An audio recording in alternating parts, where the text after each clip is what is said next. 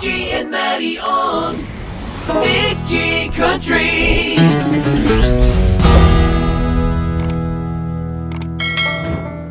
Hey everybody, welcome to another edition of Big G and Matty. Matty, we're back in the studio. Yeah, looking forward to another edition of the Big G and Matty Show, and it's nice to have you back with us. And tell you what, fall is back as well. Welcome to it. We've got a pretty special show lined up for you today. I think you're going to enjoy it because we're speaking back, way back, to the early careers of Big G and Matty. We've got some stories to tell. Biggie, right off the top, can you remember your first country music interview? I sure can, but I want to first say how blessed we are, Matty, to have over 1,000 new subscribers to our channel. Thank you for tuning in. And we've been getting questions in to say, hey, guys, we read that you've been in radio for over 50 years each and country music. And so can you tell us some of the stories that you have? I mean, surely you guys got some stories. Well, we sure do. My first interview was about 1966 or so. And my job at the new country music station in Toronto, CFGM, was to go and interview country stars. And the reason is because I came from a pop station, and I didn't like country music at all. So my boss said, you've got to go downtown Toronto, and when the stars come to Toronto, you got to interview them. I said, okay, let's do it. My very first interview was a guy by the name of Ernest Ashworth. You remember him? Yes, I do. Remember his hit song? Hold on a second. Yeah. Talk back, trembling lips. That's exactly That's all right. I can remember. That's right. He had a song called Talk Back, Trembling Lips. And the funny thing was, I interviewed him maybe an hour or so before he went on stage at the Horseshoe Tavern in Toronto. And he had this jacket on. And on the jacket, on the front, were these two great big red lips that came around on his sports jacket. And I mean, I'm sorry, but I everything I could do, not just to burst out laughing. But back in the day, they went to a place called Nudies in Nashville, and he would do all these sequin jackets and things, and Ernie had the big lips on there. How about your first interview? Well, let me tell you, first of all, before I get into my first interview, back then in country music, a lot of the stars, they wore attire with rhinestones. Yeah, exactly. Everywhere. But yeah, those lips were just maybe, we can come up with a picture for you. We'll hopefully dig that picture of Ernie Ashworth up for you and show you him with that jacket on. It is quite amazing, actually. What about your first interview? All right, Biggie, my first interview, we're going back to 1970. 1970 was the year I first got into radio, hired by, I think you know the story, Wayne Rostad. Yeah. At a little radio station in Smiths Falls called CJET, and at that time, it was known as Canada's biggest little radio station, and one of the biggest stars in country music was there that day, George Hamilton IV. Oh, what a great guy. He was called the Country Gentleman, and he was a representative from Nashville, but was here in Canada and did lots of stuff in Canada. Remember Abilene, prettiest city I've ever seen. Take it, Biggie. but yeah, he was a great promoter of Canadian country music. He sure was. Gordon Lightfoot. He did a lot of Lightfoot music. He did a whole album with Lightfoot. And can I tell you one little story about that? Sorry to cut you off, but on that album cover of the Canadian Railroad Trilogy that he did songs from Lightfoot and Ray Griff, a writer from Calgary, was a picture of my dog jumping up on him in my backyard in Stouffville, Ontario. And his dog, That's believe right. it or not, Yep. was wearing a sports jacket with two lips on it. I'm just kidding. No, they had big teeth. So getting back to George IV for just a second, he was my first interview, and after the interview, he said, Matty, would you like to go out for lunch? And I said, well, sure, I'd love to go out for lunch. Are you buying? And so we went next door to this little restaurant. You still say that today. What are you talking about? And I can still remember what I had for lunch that day. Yeah? And it was veal parmesan. Really? Mm-hmm. You can remember what you had for lunch in 1970? Yeah. Well, buddy, yeah. You're Believe it or not. Better man than me. Some of the best guests that we had over the years, and I mean interviewing just literally I would say well over 100, 150 country music artists over the years, but some of the best guests. Who are some of the best guests you've had? Well, I would have to go back to Toronto, Yeah. CFGM in Toronto. It was, at that time, Canada's biggest country music station, no doubt. And, well, Dolly Parton. They used to come to the Toronto exhibition every year at the CNE. Dolly Parton, I remember interviewing her. Bit of a flirt, too. But What? That was a good thing. You mean she? Well, she still is, Dolly. You know Dolly. You mean she put the hit on Matty? Well, Did she want a little magic from Magic Matty? maybe I was just imagining things. I don't know. We won't talk about Tanya Tucker and you in the back seat of her SUV. By don't the way, start that now. okay. Randy Owen Yeah. from Alabama. Yeah. Vince Gill, Yeah. early in his career. Steve Earle, before he hit it big with Copperhead Road. Oh, that was a great tune. As a matter of fact, I'm trying to think of the song he had. I think it was called Hillbilly Highway. Yeah, that's Another right. one, It was. shortly followed by Guitar Town. Yep. But yeah, what a great interview he was. Earl Thomas Connolly. I'm trying to think back. Claude King. I really enjoyed him. They say don't go on Wolverton Mountain if you're looking. for a wife. 'Cause clipped and clower. You know, and that's one of the questions I asked him during the interview. Is that a true story? And yes, the story of The guy was named Clifton Clowers? right. A true story. Wow. So that was interesting, and he was a great guy, and he passed away shortly after. And Louis L'Amour. I know he wasn't a country music singer. No, but he was a famous. great Western writer, and he was an amazing interview. Yeah. Yeah. So there's a few that I can He remember. he wrote, what, 100 books? I mean, Oh. how many books did he write? He actually left me a few books and signed them, too. Are you kidding me? But don't ask me where they are. Oh, man, I'll tell you. I had a long list of great guests, too, and some of the best. I mean, Charlie Pride certainly is the top of the list for me. Yeah. Charlie's one of the friendliest guys, one of the best examples of how you should be a professional in entertainment. He never said no to anyone. He was gracious to everybody, and always very accommodating. Whenever we had an interview, and I had the pleasure of interviewing him several times, and you know what? That guy, he could remember your name. I mean, usually it was like a fake situation sometimes, but if you walked into the room, he would say, "Hey, Big G, how are you? How are things up in Canada? Or how are things going?" Or he remembered well. And he broke down a lot of barriers. He sure did, that's for sure. What a great, just a superman, just a great human being. One of the funnest interviews I ever had was with Dottie West. I met Dottie the first time when she was playing at the Massey Hall in Toronto. I was the MC for the show, and we hit it up. And like Dolly, she was a bit of a flirt, and she liked to joke around. So they wanted to get their music played, right? Yeah, exactly. Well, that's true.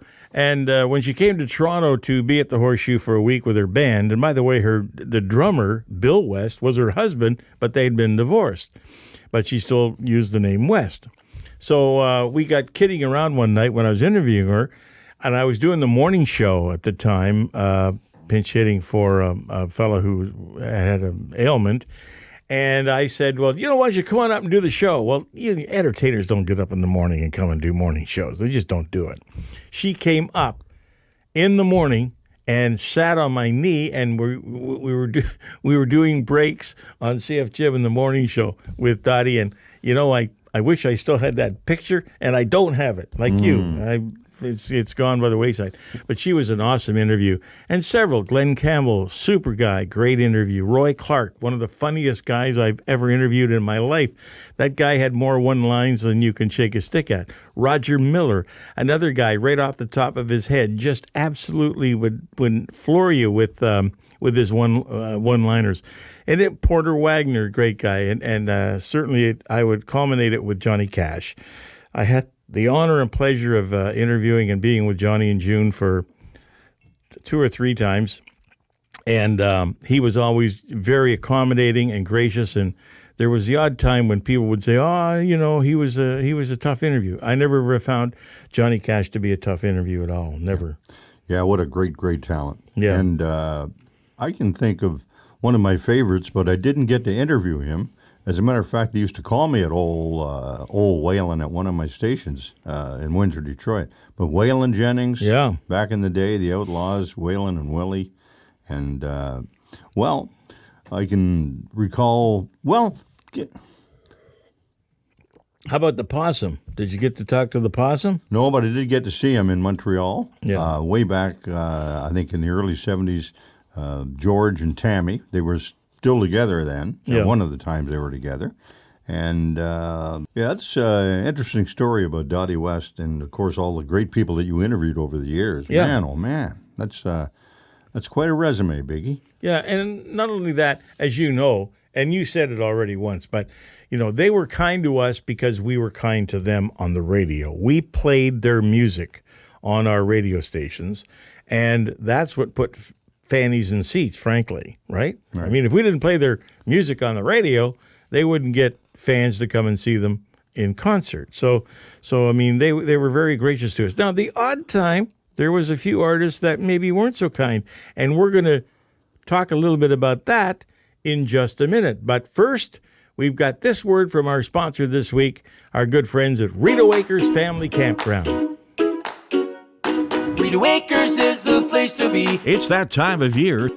Time to plan your summer vacations and weekend fun. Why not book now for your summer camping and RVing at Rita Waker's Family Campground, Eastern Ontario's full-service camping facility, located on a UNESCO World Heritage Site known as the Rideau Canal, on a series of lakes joined by lock systems that links Kingston to Canada's capital city, Ottawa. Rita Waker's is only 10 minutes from downtown historic Kingston. Here's what Rita Waker's has to offer you and your family when you visit. The spacious pull-through campsites, trailers, and motorhomes. The swimming pool staffed with lifeguards. A beautiful beach to enjoy for a relaxing afternoon of fun and family. Excellent fishing on Colonel By Lake. A boat docking facility for your fishing or pleasure craft. Boats, canoes, and kayaks available for rent. A beautiful banquet hall for weddings or meetings to fit any occasion. 136 acres of outdoor adventure, hiking, biking, playground, swimming, fishing, horseshoes, basketball, and so much more. Make Rita Waker's your camping destination this year. You better book now. We're filling up fast. Visit ritawakers.com or call 613-546-2711. Rita Waker's is the place to be.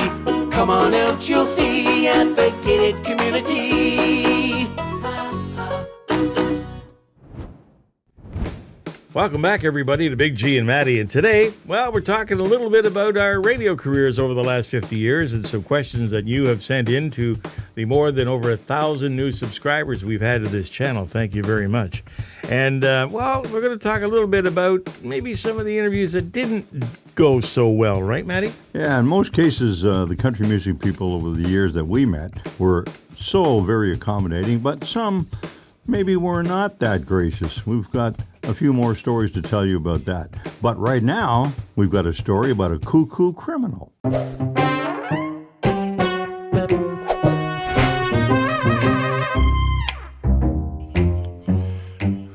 Here we go. Time for the old cuckoo this morning. Well, Biggie, you've lost a few bets in your day. Yeah, I guess I have. You've lost a lot of bets in your day. No, I wouldn't say a lot of bets, but quite a few. Mm-hmm. Guy loses a bet. Yeah. Slathers body in peanut butter. Okay. And stands in a dog park. Oh, really? Yeah. Oh. There's a video of an Arlington, Texas man covered head to toe in peanut butter. Yeah. Inside a dog park. And it's taken off online. We'll have to check it out. Yeah. Story behind it, the guy lost his fantasy football league, and this was his punishment. Stephen Shroud, 25, had never played fantasy football before this year. He decided to join a 12-team league with all his friends from high school. He came in dead last. Mm-hmm. He had to either pay the winner $250 or perform a humiliating stunt, which was to stand in a Dallas dog park for 10 minutes wearing only a gold Speedo.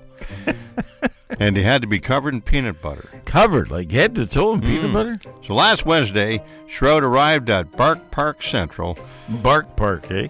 Suited up, slathered down, and he walked into the park. Dogs found him immediately. Yeah, of course. Shroud said dog owners wondered what he was doing, and then when he said he lost a bet, they all laughed. Schroed's friends took pity on him and let him leave after just 5 minutes. Mm-hmm. Yep, I bet he was out of there in a jiff. I guess he was. But I tell you one thing, Matty. I tell you one thing. When you lose a bet like that, Yeah? you certainly got to take a licking. I just hope none of the dogs nipped his kibbles or bits. Well, there you go. A Cuckoo Criminal here with Big G and Matty. Some of the interviews that didn't go so well. Matty, I know you got a good story here. Well, this is way, way back. I think it was 1975 or 76. Conway Twitty dropped into the radio station with his daughter, and I can't think of her name right now. Kitty? No, it was not Kitty. Kitty Twitty? That's a good one. But anyway, he was promoting this. Here, Kitty Twitty. Here, Kitty Twitty. He was promoting this young lady. She was breaking into the music business. Yeah. And I, being a young and, pretty good-looking dude back in the day. Yeah, where were you? I What was looked her at name? her, and I sort of, gave her the old Matty eye. Right? Yeah. And Conway caught me, Yeah. and he wasn't too happy. Oh, really? What was her name anyway? So he gave me the evil eye. So Yeah. I backed out of that real quick, right? Do you remember what her name was? For the life of me, I can't think of her name. Obviously, she didn't make it big in the country music industry. Yeah. So, but Conway, a story. I heard this story. I was driving truck through Toronto, and I got to give credit where credit is due. Vic Router, you remember? Oh. He still does a lot TSN. of sports television. Yeah. He was telling a story on the radio one day, and I got to give Vic credit for this. He's talking about Conway Twitty, and here's the story of a pastor in a small little town who is trying to get the congregation up because they were losing people week after week after week. So he goes knocking on the door, this new pastor, and a young lady answers the door, and she says, "Oh, my God, it's Conway Twitty."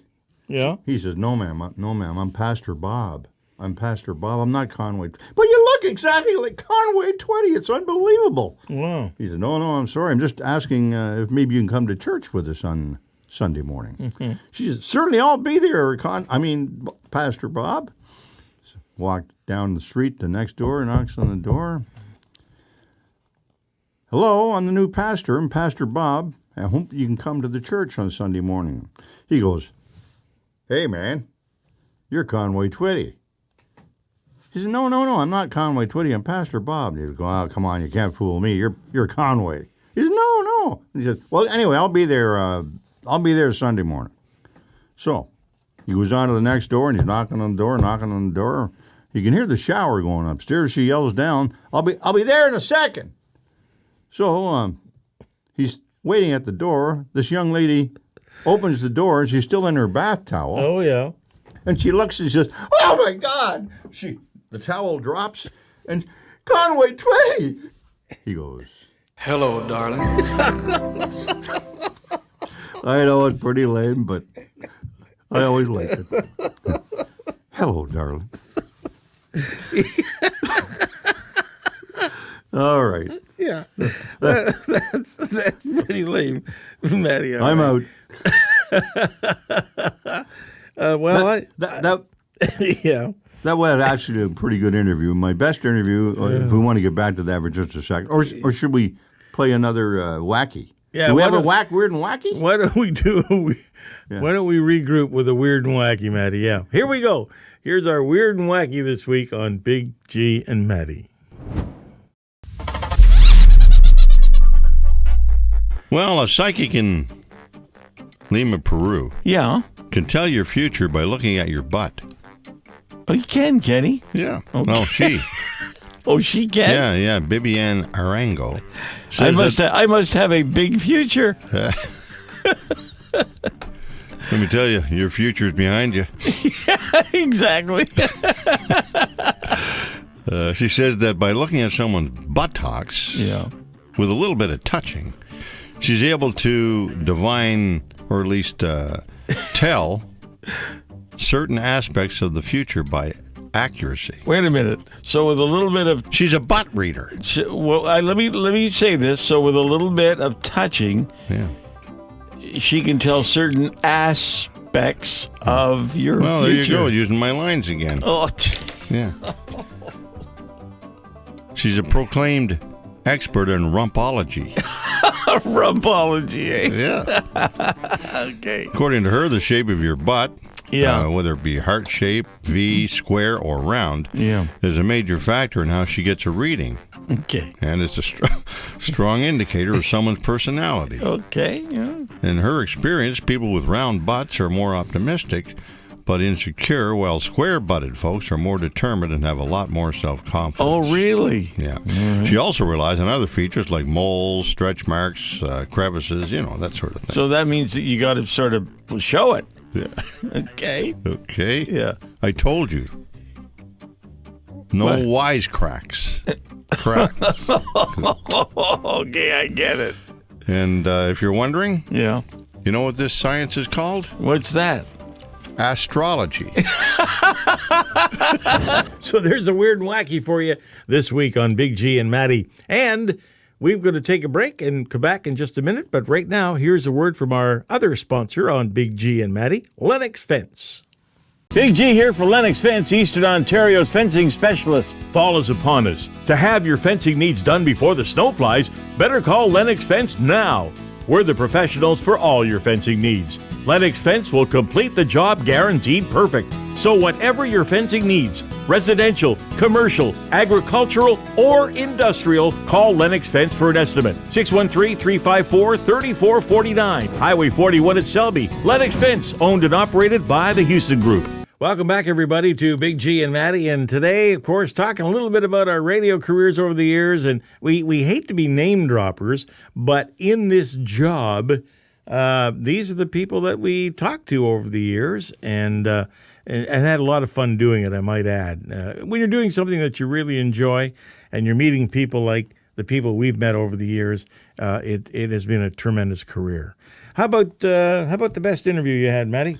My favorite interview, and we lost this great gentleman not too long ago, Charlie Daniels. Oh wow, yeah. Mm-hmm. I never got to meet Charlie. Oh, what a wonderful talent, and even more so as a human being. And I got to meet him in Detroit as well. And the first time I ever saw him play was with the Marshall Tucker Band at the University of Michigan back in 1976. And he played again in Detroit a number of years later, and that was at Cobo Hall, and I got to see him and interview him afterwards. But man, what a gracious performer. And Charlie Daniels, my hat's off to you. Rest in peace, my friend. You're a great man and a wonderful talent. You know, he was also what they call an entertainer's entertainer. Everybody in the entertainment business loved him, right? Mm-hmm. Yeah. I mean, wow, we can go back there. I had a very unusual interview with someone who was not in country music, but it was one of my very first interviews also that I had in my radio career in Toronto and scared the crap out of me. It was with Alfred Hitchcock. Wow. It was at the Park Plaza Hotel in downtown Toronto. He was there promoting one of his movies. And I don't know how or why we, a country music station, got on the list to go and interview him, but we did, and they sent me. And in those days, you had to take a producer and a great big tape machine and everything. And when you set up in the room, the guy said, if that's not right, he's going to walk out of here, and you've only got 10 minutes, and there it is. And in walked Alfred Hitchcock, and I got to tell you, I was shaking in my boots because here I am, a young guy, like in my early 20s, interviewing Alfred Hitchcock. And I had to approach it as if I was a fan. And you know what? He was pretty accommodating. He didn't kick me out of the room. We lasted about maybe just short of 10 minutes for the interview, and then I got the H out of there. But it was very interesting, and I can at least say that I got to meet and talk to the man. And there's another picture I had, and where is it? I have no idea. Do you have a bunch of birds flying around him or anything? Yeah, I know. Yeah, he had a big knife in the shower. He wanted me to go in the shower with him. So I'm trying to think of another interview that didn't go so well for me, and I can recall Don Cheery. He wasn't in the studio, but he was on phone I know exactly where you're going with this one, and I agree. Yeah, and it was just at the start of training camp, pretty much where it is right now in the NHL. And we're doing the interview, and I said to Don, we're talking about the new players on the team, and I said, well, how about that new goalie Toronto's got? And he said, what new goalie? I said, that Korean kid. And he said, what Korean kid? I said, that one guy that seems to be making all the headlines now. He's stopping everything. And he said, who's this? I never heard of him. I said, win one soon. And he said, anyway, interview was over. Mark Potter set up the interview, and he said to Potter after that, I don't want to ever talk to that Matthews idiot again, right? So, end of interview, but we actually did make up years later. Yeah. And Don, I love you, man. I really do. He came to the studio some years later, but he didn't remember who it was that said that. What he can make the confession, okay? The two worst interviews I had, well, the first one was, believe it or not, Hank Snow. He was a tough interview. Oh. He didn't want to be interviewed. It was not a good, it wasn't a pleasant 5 or 7 minutes or whatever it was he allowed me to talk to him. And the second one, believe it or not, was Waylon Jennings. And the reason why is Waylon's bus got busted at the border, and they took a whole bunch of stuff. The Canadian Customs took a bunch of stuff off the bus when he was coming across to Toronto to play, and he was not in a good mood about being in Canada, I'll tell you. But anyway, those were two very memorable interviews that were a little on the tough side. Well, we hope that you've enjoyed this today. We certainly have enjoyed reminiscing a little. I think your memory's been better than mine over the last few years. But anyway, join us the next time, and don't forget, everybody, to hit that subscribe button. Here you go. When you hit it, you hear that? Okay. Hit that subscribe button, right? Yeah, exactly. And, well, ask me the question. Okay, Matty. We still have some of our great mugs here for sale, and you can get a mug simply by, well, Matty, why don't you tell people how you can get a mug? How the I mean, hey, I got you this time. Yeah, you did I'll tell you how you can get a mug right now. You actually know? I know. I wrote it down. Okay. Go to Big G at biggcountry.ca. Wow, all right, Matty. Yeah, woo! Go to Big G at biggcountry.ca. There you go. Well, thanks a lot, everybody, for being with us this week. Join us again next time. See you real soon. Big G and Matty on Big G Country.